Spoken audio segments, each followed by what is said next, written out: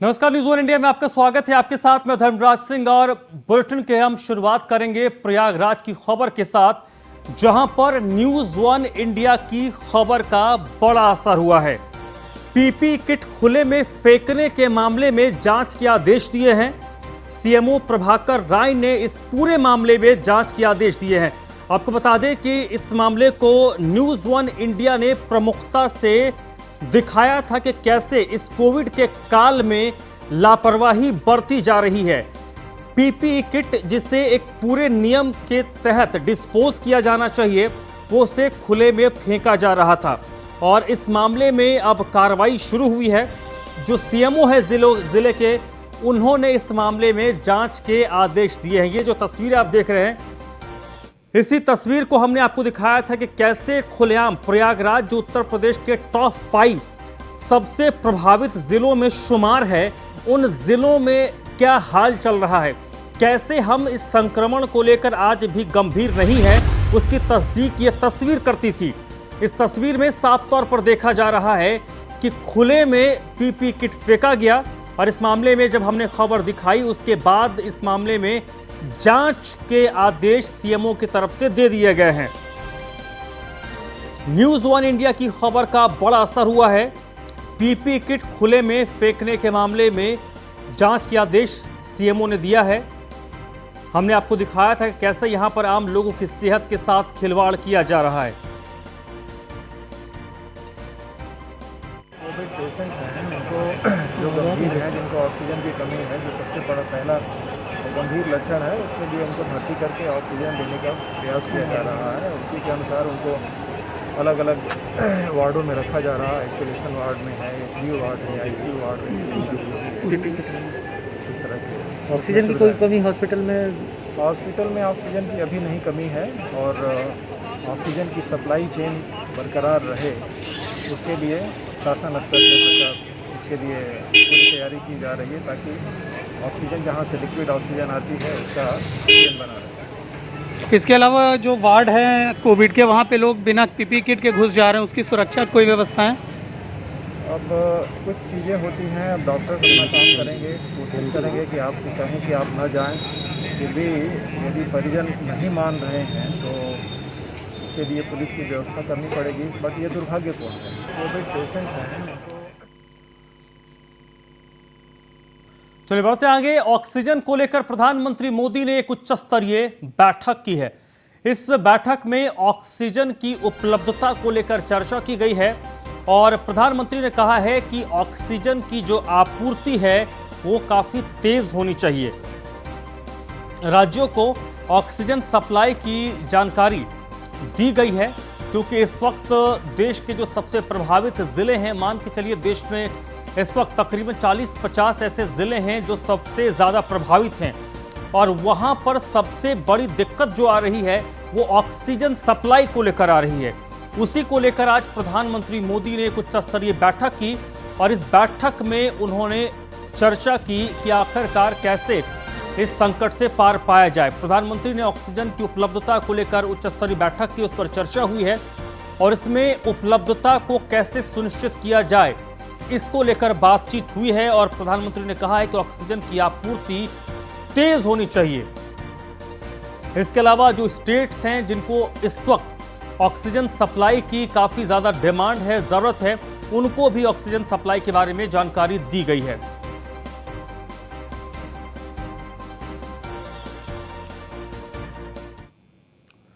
देश की राजधानी दिल्ली इस वक्त कोरोना महामारी के कारण सबसे बुरे दौर से गुजर रही है। दिल्ली में हर दिन हजारों के केस आ रहे हैं, 200 से लेकर 250 तक की मौत रोजाना हो रही है। इस बीच अस्पतालों में बेड्स की कमी के साथ साथ ऑक्सीजन की भी किल्लत है। दिल्ली के सुपर स्पेशलिटी हॉस्पिटल सरोज में भी ऑक्सीजन की कमी हो गई है। इस अस्पताल में 100 से भी ज्यादा मरीज भर्ती हैं।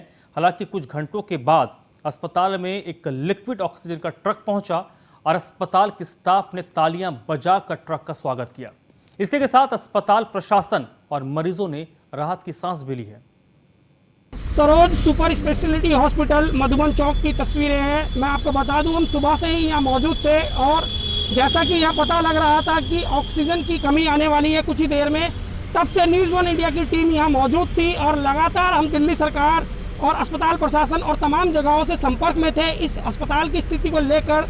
लेकिन दोपहर होते होते हमारी जो मुहिम थी वो रंग लाई और यहाँ अभी कुछ सेकंड पहले ही एक लिक्विड ऑक्सीजन का ट्रक आया है जिससे सप्लाई सुचारू हो सकी है। लेकिन उससे पहले की तस्वीरें मैं बताना चाहूँगा, जब हमने यहाँ के डायरेक्टर पीके भारद्वाज जी से बात करनी चाहिए तो ऑक्सीजन की कमी के दौरान वो बेहद भावुक थे। उन्होंने हमसे बात करने के लिए 2 मिनट का समय मांगा जिसमें वो स्वयं को संभाल सके।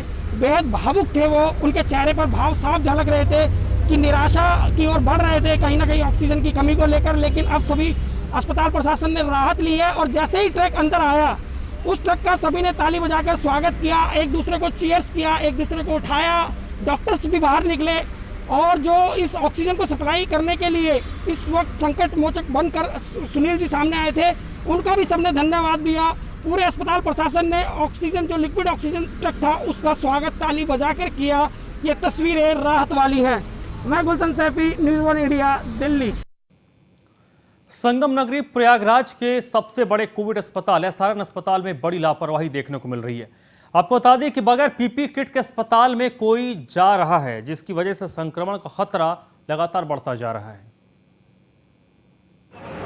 जो भी कोविड पेशेंट हैं उनको जो गंभीर हैं, जिनको ऑक्सीजन की कमी है, जो सबसे बड़ा पहला गंभीर लक्षण है, उसके लिए उनको भर्ती करके ऑक्सीजन देने का प्रयास किया जा रहा है। उसी के अनुसार उनको अलग अलग वार्डों में रखा जा रहा है। आइसोलेशन वार्ड में है, एचडीयू वार्ड है, आईसीयू वार्ड है।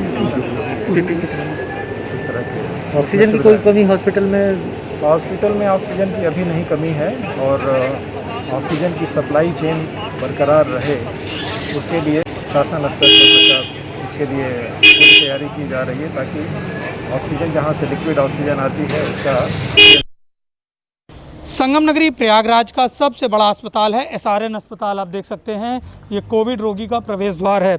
इस अस्पताल की व्यवस्थाओं के अगर बारे में बात करें तो कोई भी व्यक्ति इस अस्पताल के अंदर कैसे भी जा सकता है, किसी भी तरह की कोई रोक टोक नहीं है। किसी को भी कोविड हो सकता है अगर इस अस्पताल के अंदर जाए। हमारे पास यहाँ पर कुछ लोग मौजूद हैं जो कि अपने रोगी को भर्ती कराने आए हैं। क्या नाम है आपका, कहाँ से हैं आप? तो उनका मैं करैली से आया हूँ। मैं यहाँ पेशेंट को भर्ती करवाने आया था। उसमें 4 लोग की मृत्यु हो गई मगर उसके घर वाले परिजन बॉडी लेने को तैयार नहीं हो रहा। अगर वो खाली हो जाएगा तभी मरीज लेंगे वरना ऐसे नहीं लेंगे। अच्छा, सीट पूरी फुल है? हाँ, सीट पूरी फुल है, ऊपर से नीचे तक पूरी फुल है। कोविड वार्ड में गए थे क्या? नहीं, बाहरी से बात कर रहे थे। वहाँ सभी भीड़ लगाए थे मगर लेने को कोई भी नहीं तैयार, डॉक्टर भगा दे रहे थे। आपका परिचय क्या है, कहाँ से आप? मैं यहीं प्रयाग से हूँ। हमारे भाई साहब यहीं एडमिट हैं। क्या दिक्कत हो रही है आपको? यहाँ अंदर काफ़ी दिक्कत है, केयर नहीं हो पा रहा है। किसी भी तरह का कोई केयर नहीं करते हैं। पेशेंट को एडमिट करने के बाद कोई छोटी चीज़ भी अगर अंदर भेजनी हो तो वो भी नहीं जा पाती है। काफ़ी दिक्कत है। अच्छा, आप अंदर हो के आए हैं, क्या आपको नहीं लगता कि पीपी किट पहन के आपको जाना चाहिए था? नहीं, बिल्कुल लगता है। हम लोगों की मजबूरी है कि कोई छोटी चीज़ अगर पेशेंट अंदर से फ़ोन करता है तो कोई चीज़ वहाँ अवेलेबल नहीं है, इसलिए हम लोगों को छोटी छोटी चीज़ें ले जाकर जाना आवश्यक हो जाता है। क्या मांग करते हैं आप योगी जी से? योगी जी से हम यही मांग करते हैं कि विशेष रूप से अंदर जो व्यवस्थाएं हैं उस पर थोड़ा सा विशेष रूप से ध्यान दिया जाए। तो संगम नगरी प्रयागराज की जो व्यवस्थाएं हैं वो पटरी पर नहीं है। परिजन और कोविड पेशेंट ये मांग कर रहे हैं कि इसकी व्यवस्थाएं पटरी पर आए और जो उनका कोविड पेशेंट है वो ठीक हो जाए। लेकिन अगर व्यवस्थाएं ही सही नहीं हो पाएंगी तो कोविड पेशेंट कैसे सही हो पाएंगे? जैसा कि एक परिजन ने बताया कि अंदर वहाँ पर एक 4 बेड है और 4 बेड पर 4 डेड बॉडियाँ पड़ी हैं। अगर वो डेड बॉडी वहाँ से हटेगी तभी नए लोग जो है आ पाएंगे। और इसके अलावा आप देख सकते हैं कि लोग बिना मास्क के भी यहाँ पर घूमते हुए आपको दिख जाएंगे, जो कि कोविड वार्ड है। लेकिन कोविड वार्ड का किसी को कोई दिक्कत है। अगर जो डेड बॉडी वहाँ से हटती है तभी लोग नए वहाँ पर एडमिट हो सकते हैं। तो इसकी व्यवस्थाओं को भी देखना होगा, जो चुस्त दुरुस्त हों तभी लोगों को उपचार मिल सकेगा और वो कोविड को मात दे पाएंगे। Alok Malvi, news one India, SRN अस्पताल, प्रयागराज। उत्तर प्रदेश की राजधानी लखनऊ भी कोरोना के कहर से बचा नहीं है। कोरोना संक्रमण बढ़ने से लखनऊ की हालत बेहद खराब है। कई अस्पतालों में बेड्स और ऑक्सीजन की भारी कमी है। वहीं कोरोना से लड़ने के लिए सिविल अस्पताल में लगातार वैक्सीनेशन का काम चल रहा है। अस्पताल में बड़ी संख्या में लोग वैक्सीन लगवाने के लिए पहुंच रहे हैं। डॉक्टर्स का कहना है कि वैक्सीन लगाने के बाद भी एहतियात बरतना बेहद जरूरी है। उत्तर प्रदेश सरकार लगातार कोरोना की रोकथाम को लेकर तमाम प्रयास कर रही है। मैं इस समय सिविल अस्पताल में मौजूद हूं, जहां पर व्यापक पैमाने पर जो टीकाकरण की प्रक्रिया है वो चल रही है। जो टीकाकरण अभियान में लगे हुए कर्मी हैं, हम इनसे बात करने का प्रयास करते हैं। सर, आपसे जानना चाहेंगे कि लगातार आप जो है वैक्सीनेशन प्रक्रिया से जुड़े हुए हैं, किस तरीके की व्यवस्थाएं हैं, लगभग कितने लोग आ रहे हैं?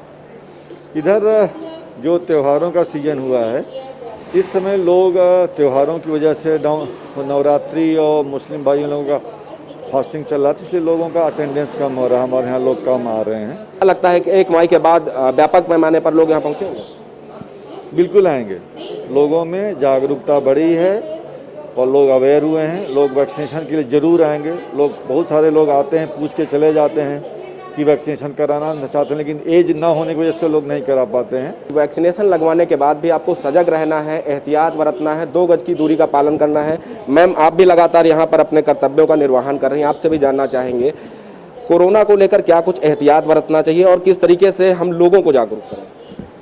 देखिए, सबसे मेन चीज़ है, सरकार ने पहले से ही गाइडलाइन दे रखी है सबको कि हाथ सैनिटाइज करें। कुछ भी खाएं पिएं तो पहले सबसे पहला काम हाथ सैनिटाइज करके, तब मास्क हटा के खाएं और खाने के बाद वापस से हाथ धुल के मास्क लगाएं। की तस्वीरें अब आपको दिखाएंगे कि जो वैक्सीनेशन रूम है वहाँ पर क्या व्यवस्थाएं हैं, किस तरीके से वैक्सीनेशन की जो प्रक्रिया है वो चल रही है।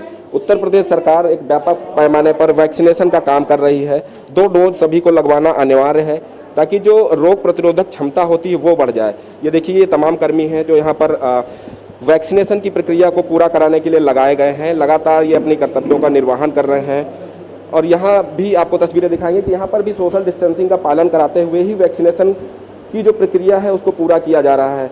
मैम यहाँ पर हैं, इनसे बात कर लेते हैं। आप आज आई हैं यहाँ पर, दूसरा डोज लगवाएंगे? दूसरा डोज लगवाना है मेरा। पहला डोज लगवाने के बाद कोई समस्या नहीं? कोई समस्या नहीं हुई। लोगों से क्या अपील करती है? लोगों से अपील बहुत बढ़िया हो रहा है। लेकिन ये दूसरा डोज लगवाने के लिए आज यहाँ पहुंची हैं। पहला डोज इनका लग चुका है और आज दूसरा डोज अब से कुछ देर में लगेगा। अंदर की तस्वीरें आपको दिखा दूं कि यहाँ पर किस तरीके से जो वैक्सीनेशन की प्रक्रिया है उसको चलाया जा रहा है। ये आपको तस्वीरें सीधा दिखा रहा हूँ कि ये देखिए, सोशल डिस्टेंसिंग का पालन करते हुए मास्क लगाया है इन्होंने, उसके ऊपर से फेस शील्ड लगाया है। तो लगातार जो व्यवस्थाएं हैं यहाँ पर वो चल रही हैं। ये लोग अपनी जो प्रक्रिया है उसको अंजाम दे रही हैं।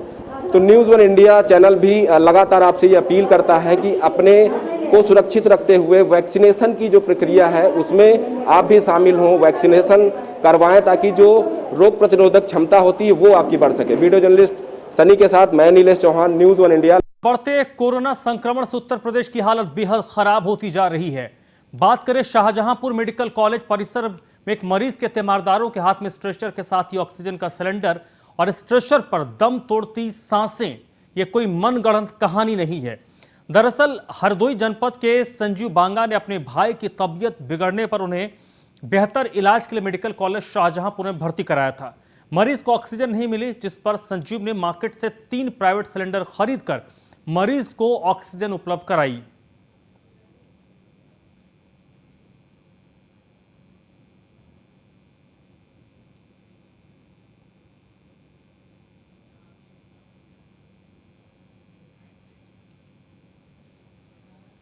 यहाँ अगर जांच करा तो सभी कोविड में निकाले जाते हैं, कोई मर्जी नहीं होती है। उनको थी शुगर। अच्छा, शुगर थी। ऐसा था, उनको डायबिटीज और उसका क्या उनको डायबिटीज था, जिससे उनकी प्लेटें कम हो गई थी, टाइफाइड बुखार निकला था। उसके बाद उनका चेकअप कराया गया। चेकअप में बताया गया कि ये कोविड में 15.77% उनको कोरोना के लक्षण पाए गए, तो वो आईसीयू में डाले गए। कब डाले आईसीयू में? आईसीयू में 17 को शाम को डाले गए। बट वहाँ पे जो दिक्कत हुई वो हम आपको बता रहे हैं। कंपाउंडर आया, जब मेरे पेशेंट के पास ऑक्सीजन नहीं उतनी थी तो वहाँ पे इन्होंने मालूम क्या किया, बोले फाइल बनवा के आ रहे हैं अभी। व्हील चेयर से हम खुद अपने पापा को लेके गए आईसीयू तक। वो फाइल बनवाने गया, 1 घंटा लगा। ऊपर गए, डॉक्टर ने नीचे भगा दिया। पापा हमारे नीचे रोड पे ऐसे पड़े रहे। कहाँ पर? वो आईसीयू के पास में। मतलब आईसीयू के पास पड़े रहे? आईसीयू के पास पड़े रहे। किसी ने नहीं उठाया उनको, ठीक है। फिर हम वहाँ ऊपर गए तो उन्होंने भगा दिया हमको। तो हम बोले टीवी में देख लेना, ऊपर भर्ती हो गए। तो हम टीवी में देखने, उनके पास कैमरा नहीं लगा था। मतलब आप क्या मानते हो, खूब लापरवाही हुई? ज्यादा लापरवाही हुई, लापरवाही में कोई कमी नहीं छोड़ी। जितने आते हैं मर जाते हैं, कोई किसी का इलाज नहीं हो रहा है। 40 से नीचे थे, 40 मान लो पूरा। अच्छा, आपको सूचना कब दी इन्होंने? सूचना हमको इन्होंने पहले तो शाम को हम बोले कि पापा से बात कर, पापा का मेरे पास फोन आया, उन्होंने कहा भैया हम खत्म हो जाएंगे, जल्दी आ जाओ। ये आपसे कहा पापा ने? पापा ने हमसे कहा। अच्छा। मुझसे कहा, मैं फौरन वहाँ पे गया, मैंने कहा मैं पापा को प्लीज़ एक बार दिखा दो, कहीं से भी दिखा दो संतुष्टि के। तो बोले कॉल कर लो। कॉल किया, पापा ने फोन अटेंड नहीं किया। पूरे उत्तर प्रदेश में एक तरफ कोरोना की तबाही है और पूरे देश की अगर बात करें तो कोरोना के लगातार मरीजों में बढ़ोतरी हो रही है। इसी को लेकर शाहजहांपुर ज़िले में भी लगातार कोरोना मरीजों की बढ़ोतरी हो रही है। आप देख सकते हैं कि मेडिकल कॉलेज है जहां मैं इस समय मौजूद हूं। तस्वीरें आपको दिखाऊंगा, यहां से लोग आते हैं और इधर ये एक कोविड हॉस्पिटल यहां पर बनाया गया है जहां पर मरीजों का इलाज किया जा रहा है, ताकि जो यहाँ के जिलाधिकारी हैं, जो सीएमएस हैं और सीएमओ ने लगातार कहा है कि जो 45 वर्ष के लोग हैं उनको टीका भी लगातार यहाँ पर लगाया जा रहा है। लेकिन सबसे बड़ी बात है कि एक तस्वीर ऐसी शाहजहांपुर ज़िले से सामने आई जिसमें एक मरीज़ अपनी ही जो ऑक्सीजन गैस है उसको लेकर के आया था और उसको एडमिट नहीं किया गया था। साफ तौर से जो दूसरा मरीज़ था जो यहाँ पर एडमिट था उसकी मौत हो गई थी और जो अस्पताल प्रशासन है उसकी सबसे बड़ी लापरवाही सामने आई थी। लेकिन इसके बाद कैमरे पर बोलने के लिए कोई भी यहाँ पर अधिकारी बात करने के लिए तैयार नहीं है। आप देख सकते हैं कि इसी मेडिकल कॉलेज में टीका लगाने की बात होती है, इसी मेडिकल कॉलेज में समुचित इलाज कराने की बात होती है। अगर बात की जाए तो यही शाहजहांपुर ज़िले से शिक्षा एवं चिकित्सा मंत्री सुरेश कुमार खन्ना हैं जो लगातार लोगों को आश्वासन दे रहे हैं कि मरीजों को समुचित इलाज किया जाए, अधिकारियों से बात कर रहे हैं। लेकिन उसके बाद भी शाहजहांपुर की इस ऐसी तस्वीर है जिसे देखकर वास्तविक रूप से लोगों को शर्मसार करने वाली थी। लोग परेशान हुए, लोगों को उम्मीदें हैं कि मेडिकल कॉलेज में उनका इलाज होगा, लेकिन कहीं ना कहीं इस मेडिकल कॉलेज से लोगों को निराशा ज़रूर मिल रही है। अपने सहयोगी शान के साथ Deepak Dikshit, news one India, Shahjahanpur. वहीं कानपुर की अगर बात करें तो यहाँ के अस्पतालों के हालात भी बेहद अच्छे नहीं हैं। हैलेट की स्वास्थ्य व्यवस्था की बात की जाए तो वो राम भरोसे है। किसी को बेड नहीं तो किसी को ऑक्सीजन नहीं और किसी को आईसीयू नहीं। हैलेट में मरीज मर रहे हैं और अधिकारी हाथ पर हाथ धरे हैं, बैठे हैं, सिर पर सिर्फ कागजी लिखा पढ़ी कानपुर में हो रही है। हैलेट के कोविड हॉस्पिटल के बाहर खड़े हुए जहां पर अव्यवस्थाओं को लेकर के जो मरीज कोरोना के भर्ती हैं उस पर उनके परिजन हंगामा कर रहे हैं। आप देख सकते हैं हमारे पीछे कि किस तरह यहाँ पर हंगामा चल रहा है और परिजनों का कहना है कि यहाँ पर जो व्यवस्थाएं हैं कोरोना पेशेंट को मिलनी चाहिए, वो पेशेंट को यहाँ पर व्यवस्थाएं नहीं मिल पाई। ना दवाई मिल रही है, ना ऑक्सीजन मिल रहा है, ना आईसीयू बेड मिल रहा है, जिसको लेकर के जो मरीज हैं वो यहाँ पर उनकी मौत हो रही है। सिर्फ इसके लिए हैलेट प्रशासन व जिला प्रशासन जिम्मेदार है। यहाँ के लोगों को साफ तरफ आरोप है और उनका कहना है कि पेशेंट की तो सही से उपचार नहीं करते, उनकी मौत होती है, उसके बॉडी भी नहीं देखते, बोलते कि सीधे घाट जाएगी बॉडी। और आपने देखा किस तरह से यहाँ पर हंगामा चल रहा है और ये देखिए यहाँ पर पुलिस को बुला लिया गया है जिससे कि जो हंगामा चल रहा है उसको किसी तरीके से रोका जा सके और लोगों को शांत कराने का प्रयास भी किया जाएगा। आप देख सकते हैं कि किस तरह से जो हैलेट की अव्यवस्था है, स्वास्थ्य विभाग की जो व्यवस्था है वो पूरी तरह चरमराई हुई है। मरीजों को इलाज नहीं मिल रहा है, परिजनों को सही जानकारी नहीं दी जा रही है। इसके साथ एक सूची चस्पा करने के आदेश हुए थे जिसमें कहा गया था कि क्या व्यवस्था है, क्या ऑक्सीजन है, क्या बेड है और जो मरीज है उनका स्टेटस क्या वो चस्पा किया जाएगा। लेकिन यहाँ पर किसी तरह की कोई व्यवस्था नहीं की जा रही, जिसको लेकर के परिजनों में और उनके तीमारदारों में काफ़ी आक्रोश है। कानपुर से Ramji Sharma, news one India. Hallet एक और कोरोना जहां पूरे भारत में कहर बरपा रहा है, वहीं बांदा में इसको लेकर प्रशासन चुस्त और दुरुस्त नजर आ रहा है। प्रशासन की ओर से कोरोना से निपटने के लिए सारी व्यवस्था कर ली गई है। ना तो यहां ऑक्सीजन की कमी है और ना ही बेड की, लेकिन मरीजों की माने तो वहां वार की स्थिति जरूर है और मरीज परेशानियों से जूझ रहे हैं। अस्पताल में ना ही डॉक्टर सुन रहे हैं, ना ही उनका कोई इलाज कर रहा है। एक और जहां पूरे देश में कोरोना महामारी का रूप लेता जा रहा है, वहीं बांदा में भी इसका जो प्रकोप है वो कम नहीं है। लेकिन उसके बाद भी यहाँ पर जो प्रशासन के इंतजामात हैं वो लगभग ठीक है, जिसकी वजह से यहाँ पर काफी कुछ लोगों को परेशानियां कम हो रही हैं।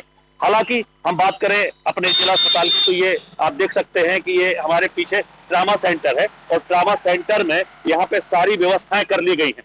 क्योंकि हमारा जो जनपद है, हमारे जनपद में चूंकि मंडल मुख्यालय भी है, चित्रकूट धाम मंडल का ये मुख्यालय है बादा, इसलिए यहाँ पे जो अगर अस्पताल की बात करें तो लगभग 400 आइसोलेशन वार्ड बनाए गए हैं। उसमें से 50 वार्ड हैं वो उसके लिए आईसीयू वार्ड बनाए गए हैं।